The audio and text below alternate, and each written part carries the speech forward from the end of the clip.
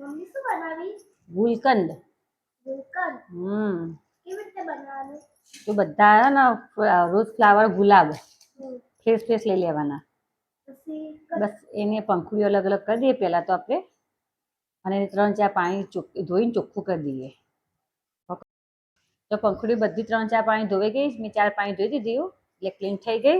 હવે એને આપણે કોટનના દુપટ્ટામાં કોરી કરી દઈશું.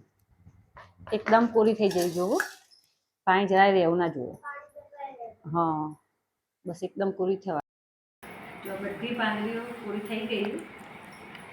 પહેલાં આપણે ખડી સાકર લઈએ. 500 ગ્રામ ગુલાબ હોય તો 750 ગ્રામ ખડી સાકર લેવાની. ખડી સાકર પહેલાં મોટી ખાંડી દઈએ.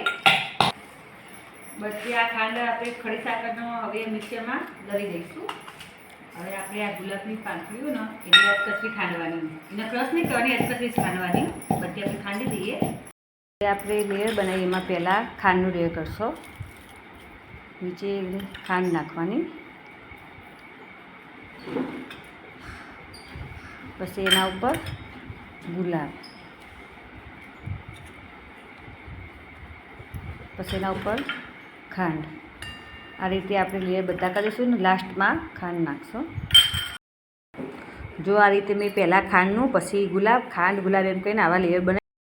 કોઈ પણ કપડાથી એને આપણે ઢાંકી દઈએ, બાંધી દઈએ, અને આજનો દિવસ એને ઘરમાં રૂમ ટેમ્પરેચર પર રાખવાનું. અને પછી કાલથી બીજા દિવસથી તડકા ખવડાવવાના, 4-5 તડકા ખવડાવવાના.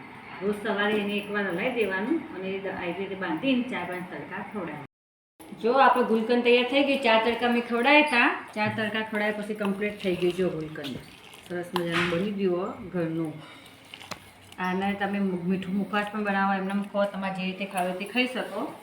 આ ખડી સાકર આવે ન રહે નહીં, અને ઠંડી કહેવાય. ગુલાબનો ખડી સાકર બંને. Thank you.